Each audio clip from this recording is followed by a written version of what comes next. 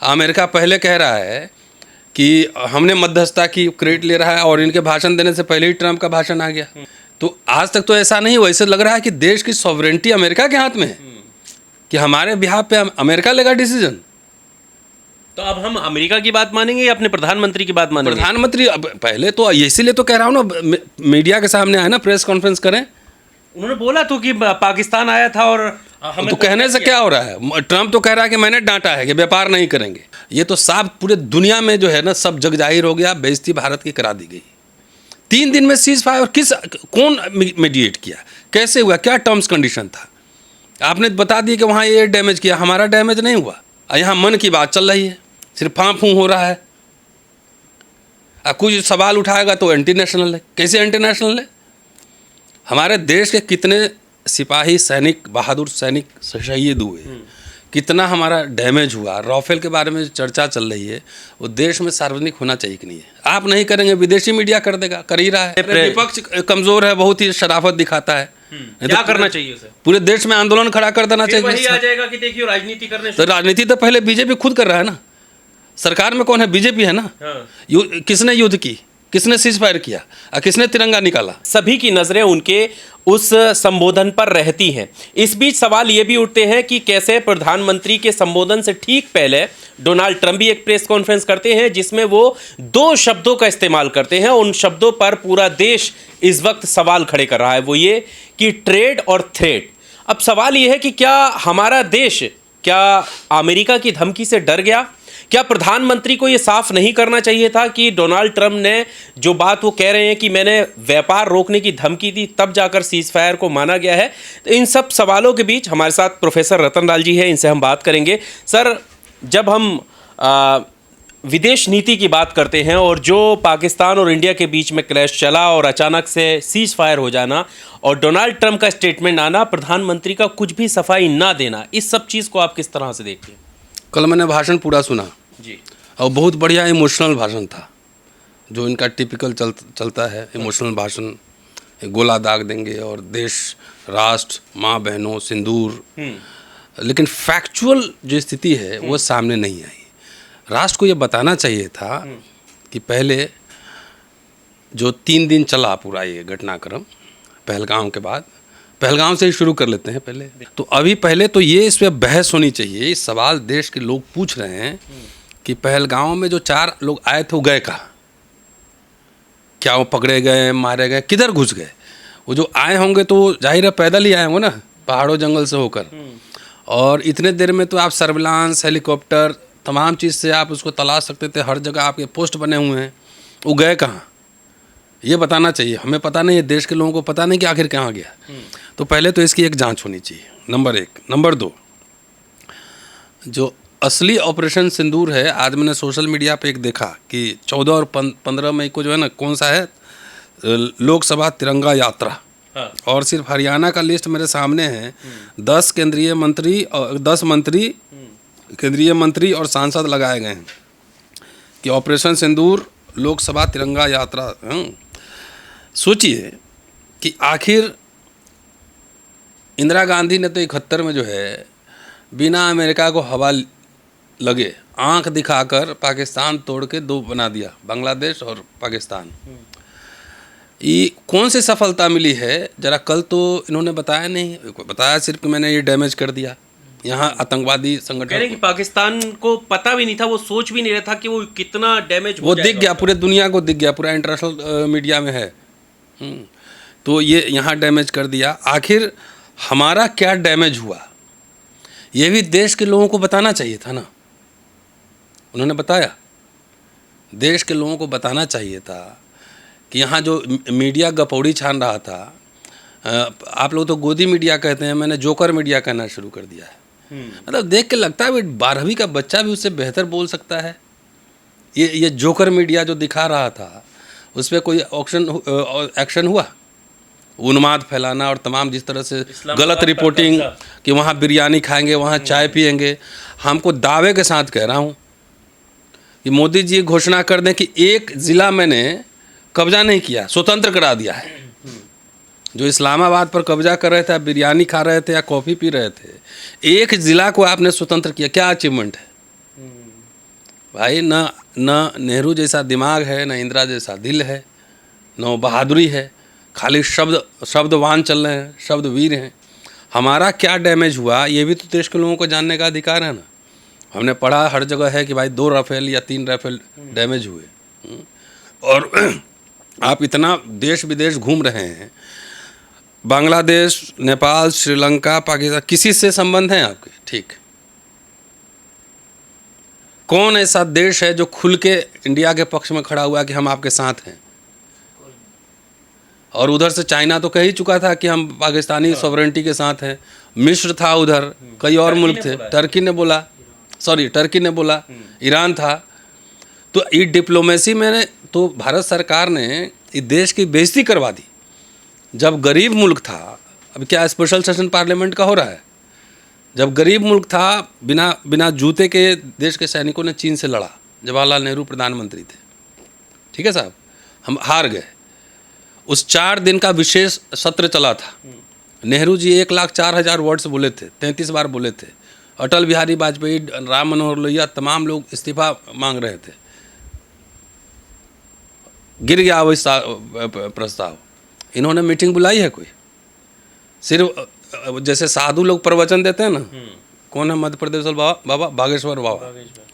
तो एक खाली अपने आके राष्ट्र के नाम संबोधित कर दिए। पूरा मीडिया खोलिए, प्रेस कॉन्फ्रेंस करिए, लोगों के सवालों का जवाब दीजिए।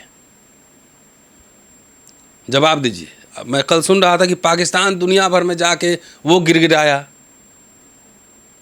अमेरिका पहले कह रहा है कि हमने मध्यस्थता की, क्रेडिट ले रहा है, और इनके भाषण देने से पहले ही ट्रंप का भाषण आ गया, है ना। तो आज तक तो ऐसा नहीं हुआ। इससे लग रहा है कि देश की सॉवरेनिटी अमेरिका के हाथ में है, कि हमारे बिहाफ पे अमेरिका लेगा डिसीजन। तो अब हम अमेरिका की बात मानेंगे या अपने प्रधानमंत्री की बात मानेंगे? प्रधानमंत्री पहले तो, इसीलिए तो कह रहा हूँ ना, मीडिया के सामने आए ना, प्रेस कॉन्फ्रेंस करें। उन्होंने बोला तो कि पाकिस्तान आया था और हमें तो कहने से क्या हो रहा है? ट्रंप तो कह रहा है कि मैंने डांटा है कि व्यापार नहीं करेंगे, बंद करो ये। यही कहा है ना। अब कोई ये तो नहीं कि फैब्रिकेटेड है, वो तो ट्रंप का स्टेटमेंट है। तो व्यापार किसके साथ कितना है ये भी जानना जरूरी है। बिल्कुल जानना जरूरी है। पता है किसके साथ कितना व्यापार है? नहीं, बताइए। मैं अभी आंकड़े ही दे देता हूँ जी। भारत के साथ जो सालाना है 130 अरब डॉलर का व्यापार है अमेरिका का, जिसमें से भारत 90 अरब डॉलर यहाँ से एक्सपोर्ट करता है। कितना? 90 अरब डॉलर एक्सपोर्ट करता है। और इम्पोर्ट कितना करता है? 40 अरब डॉलर। तो इसका मतलब ट्रेड बैलेंस किधर है? इधर ज़्यादा भारत के पक्ष में है ना, भारत के पक्ष में है ट्रेड बैलेंस। और अब आइए पाकिस्तान, 7 अरब डॉलर पाकिस्तान के साथ है, जिसमें से पाकिस्तान भेजता है 5 अरब डॉलर, और पाकिस्तान, अमेरिका से पाकिस्तान आता है 2 अरब डॉलर। ठीक है जी। तो इसमें ट्रेड बैलेंस को देखेंगे तो किसके हक में ज़्यादा है? तो भारी तो हम लोग हुए पे, डर काहेगा? हाँ, तो डाटा किसको फिर? डाटा किसको? अडानी का केस भी अमेरिका में चल रहा है। डाटा किसको? ये तो कॉमन सेंस है। 12वीं का बच्चा भी जाके गूगल पे सर्च कीजिए, ये बता देगा कि ट्रेड बैलेंस अगर बंद कर दे भारत और पाकिस्तान से, तो नुकसान किसका होगा ज़्यादा? सही बात। इसमें तो हाई लेवल इंक्वायरी होनी चाहिए, किस किस तरह का इंटरेस्ट है। इधर दिखा रहा है कराची पोर्ट तबाह कर दिया, है ना, तबाह कर दिया, ये तबाह कर दिया। अब सवाल है, जरा एक कॉमन सेंस सवाल मेरे जहन में आता है कि कराची पोर्ट अगर तबाह हुआ तो सारा गोलाबारी इधर कश्मीर में हो रहा था, कश्मीर और राजस्थान, ये पंजाब वाले एरिया में हो रहा था ना, सारे इधर मिसाइल इधर ही चल रहे थे, पूंछ में और इधर सब। हाँ, तो उधर गुजरात में कितने मिसाइल गिरे हैं? अगर आप किसी के पोर्ट को तबाह कीजिएगा तो वो भी बदले में आपके पोर्ट को टारगेट करेगा कि नहीं करेगा? ये कॉमन सेंस है। तो या अगर उनका पोर्ट तबाह हुआ तो इसका मतलब कोई कंपनसेशन पहले देने के लिए तैयार रहा होगा, जिसका इंटरेस्ट इधर है। आप जहां अटैक कीजिएगा, जैसे इधर आपने स्ट्राइक किया, इधर है ना पीओके में, हाँ, तो उसने भी उधर से किया। अगर आप कह रहे हैं कि कराची एयरपोर्ट ये तबाह कर दिया मैंने पोर्ट, तो वो भी तो आपके पोर्ट पे ही कर दिया, पोर्ट पे क्यों नहीं किया? ये सवाल मैं उठा के छोड़ रहा हूँ कि तो स्वाभाविक है कि आप मुझे एक हाथ मारेंगे तो मैं भी आपको एक हाथ मारूंगा, जिधर मारेंगे उधर ही मारेंगे।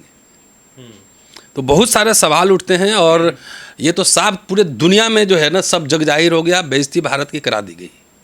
3 दिन में सीज फायर, कौन मीडिएट किया, कैसे हुआ, क्या टर्म्स कंडीशन था? आपने बता दिया कि वहाँ ये डैमेज किया, हमारा डैमेज नहीं हुआ। 26-27 लोग पहलगांव में शहीद हुए, उस पर क्या इंक्वायरी है, क्या है? तो अब ये तिरंगा यात्रा जो निकली, तिरंगा यात्रा क्या है? ये कौन सा जिला आपने कब्जा किया बताओ? ये सिर्फ राजनीतिक रोटी सेकने के लिए? 26/11 भी हुआ था तो वो भी पाकिस्तान का हमला किया हुआ था, उस समय ये लोग विपक्ष में थे। पर ये भी तो कहा जा रहा है कि 26/11 पे जो लोग नहीं बोले थे आज वो सवाल खड़े कर रहे हैं, अगर उस टाइम बोले होते तो ये दिन देखने नहीं मिलता। क्या बात करती है कि उस टाइम इंदिरा याद नहीं आई थी? उसका राजनीतिक इस्तेमाल जो है कौन कर रहा था उस समय? उसका राजनीतिक इस्तेमाल बीजेपी कर रहा था ना। अभी तो पूरा ऑपोजिशन इनके साथ खड़ा था ना। पहले ये बताइए। हाँ, बिल्कुल सर्वदलीय बैठक, देश के सारे लोग, प्रधानमंत्री खुद ही शामिल नहीं हुए। देश के सारे लोगों ने कहा ना कि भाई हम राष्ट्र के साथ हैं, सरकार के साथ हैं। कहा कि नहीं कहा? क्या 26/11 में बीजेपी ने कहा था कि हम देश के साथ हैं, सरकार के साथ हैं? वो तो हर युद्ध का राजनीतिक रोटी सकता है। आखिर पुलवामा में जो हुआ, क्या प्रधानमंत्री ने अपील नहीं की थी कि वोट देने से पहले पुलवामा याद कर लेना? तो सैनिकों के शहादत पे रोटी कौन सेक रहा है? देश नहीं देख रहा है। अभी विपक्ष ने इनके खिलाफ कोई मोर्चा खोला है? सिर्फ स्पेशल सेशन की मांग की है। इनके खिलाफ तो मोर्चा नहीं खोला है ना, जैसे ये खोलते हैं। कोई स्पेशल सेशन हो कुछ इस तरीके, यही खोला है ना। तो आप समझिए, इनके लिए सब कुछ अवसर होता है, पॉलिटिकल अवसर होता है। हर फ्रंट में फेल हो चुके हैं, अब इसको भी अवसर बना के तिरंगा, कौन सा यात्रा, कौन सी विक्ट्री हुई? उधर तो पाकिस्तान में मैंने देखा शाहिद अपने वीडियो आ रहा है कि सब रोड पे से गाड़ी से घूम रहा है, एकदम विजय यात्रा वो मना रहा है। विजय यात्रा मना रहे हैं। उसके चेहरे पे तो ये परेशानी नहीं दिख रही है। उसके यहाँ तो उस समय ही पार्लियामेंट का सेशन हुआ, प्रधानमंत्री ने एड्रेस किया लोगों को। यहाँ मन की बात चल रही है, सिर्फ फां फूं हो रहा है। कुछ सवाल उठाएगा तो एंटी नेशनल है। कैसे एंटी नेशनल है? हमारे देश के कितने सिपाही, सैनिक, बहादुर सैनिक शहीद हुए, कितना हमारा डैमेज हुआ। राफेल के बारे में चर्चा चल रही है, वो देश में सार्वजनिक होना चाहिए कि नहीं है? आप नहीं करेंगे, विदेशी मीडिया कर देगा, कर ही रहा है ना। तो ये जो आप हर समय, मतलब चुनाव के समय देखिए, यात्रा निकल गई, तिरंगा यात्रा, कौन सा जीत तुम्हारा हो? कहाँ जीते हो? एक जिला कब्जा किए हो तो बताओ। पर अभी जब डोनाल्ड ट्रम्प ने, विपक्ष कमजोर है, बहुत ही शराफत दिखाता है। क्या करना चाहिए उसे? पूरे देश में आंदोलन खड़ा कर देना चाहिए। वही आ जाएगा कि देखिए राजनीति करने से। तो राजनीति तो पहले बीजेपी खुद कर रहा है ना। सरकार में कौन है? बीजेपी है ना। किसने युद्ध की? किसने सीज फायर किया? और किसने तिरंगा निकाला? पुलवामा अटैक का पॉलिटिकल इस्तेमाल किसने किया? 26/11 का किसने इस्तेमाल पॉलिटिसाइज किया? पर अभी हमले का तो जवाब देना चाहिए था ना, इसलिए दिया उन्होंने। 3 दिन आपने साबित कर दी कि आप डरपोक हैं। अमेरिका वहां से डिसाइड कर रहा है कि, ट्वीट कर रहा है कि सीज फायर हो गया। बताइए, जिस समय भारत कमजोर देश था, निक्सन को पता भी नहीं लगा। निक्सन को आंख दिखा के इंदिरा गांधी ने बांग्लादेश बना दिया था। किसका बिजनेस इंटरेस्ट है बताओ इसमें? कौन डिजाइन कर रहा है? हमारे देश का मीडिया प्रेस कॉन्फ्रेंस को कहता है कि डोनाल्ड ट्रम्प ने अपनी गलती सुधारी है, करेक्ट किया है। उसने क्या है कि वो मध्यस्थता में नहीं था, उनका सिर्फ सहयोग था, ये दिखाया जा रहा है। अरे अब जोकरों के बारे में क्या बात करोगे? हम लोग असली मीडिया आप लोग हैं, सब जोकर सब है। पैसा लेता है सबसे, उसी के तबले पे नाच करता है सब। जोकरों के बारे में क्या बात करूँ मैं? कुछ नहीं तो झूठ को भी लिबापोती, जैसे कि माफ़ी मांगने को भी स्ट्रेटजी था हमारा कि मैंने माफ़ी मांग ली, वो भी स्ट्रेटजी था। तो कहोगे कुछ भी कर लोगे, बोलोगे वो भी मेरा स्ट्रेटजी था। नहीं, सावरकर के बारे में कहता है ना कि माफ़ी मांगना स्ट्रेटजी था। तो कहोगे तो कुछ भी कर लो, अब बोलोगे ये मेरा स्ट्रेटजी था।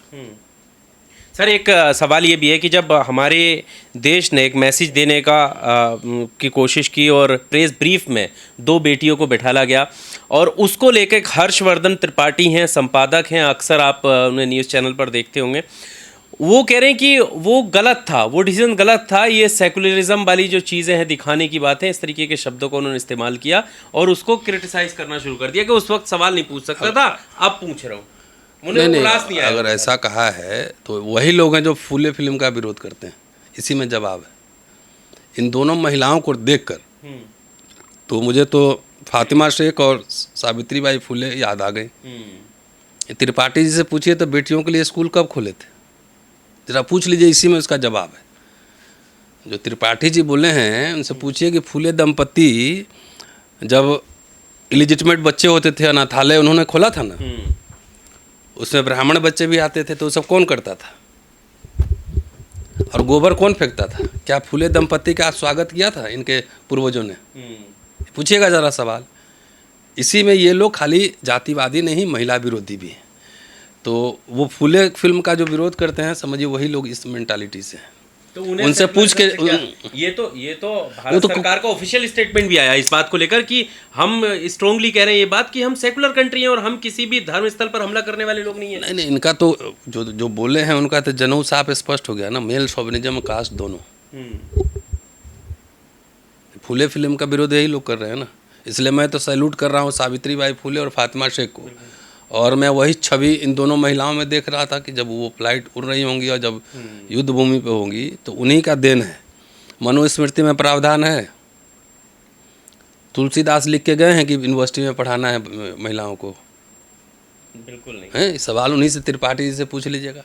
तो अभी इसके आखिरी चलिए, शुक्रिया। हाँ, आखिरी सवाल, क्या किस तरफ देश की जो विदेश नीति है वो किस तरफ जाती हुई दिखाई दे रही है? क्या मुझे तो एज ए आम नागरिक मुझे लगता है कि हर तरफ से फेल हो चुके हैं। सिर्फ अमेरिका कह रहा है कि मैं इंटरवीन किया, कोई दुनिया में ऐसा देश नहीं मिला कि वो स्ट्रांगली कहे कि मैं भारत के साथ हूँ। कोई इजराइल भी बोला, मुझे पता नहीं है, लेकिन जहाँ तक अनुमान है कि नहीं बोला। कोई देश बोला? अरब के विदेश राज्य मंत्री यहाँ आते हैं निगोशिएशन के लिए, क्यों? ये पता होना चाहिए कि अरब गए थे प्रधानमंत्री, जिस दिन हमला हुआ था उस दिन वहाँ से लौट के आए थे। तो आखिर किसका बिजनेस इंटरेस्ट सऊदी अरबिया में, और सऊदी अरबिया का बिजनेस इंटरेस्ट भारत में क्या है? कौन किसके थ्रू इन्वेस्ट कर रहा है, ये भी तो पता लगना चाहिए। सऊदी अरबिया का इन्वेस्टमेंट पाकिस्तान में कितना है? वहाँ फार्मिंग चल रहा है। तो संयोग थोड़ी कि विदेश मंत्री वहाँ का यहाँ भारत आ रहा है, वही पाकिस्तान जा रहा है। इसका मतलब निगोशिएशन चल रहा था ना, कहीं ना कहीं बिजनेस डील भी अफेक्ट हो रहा होगा ना, ऐसी संभावना तो है।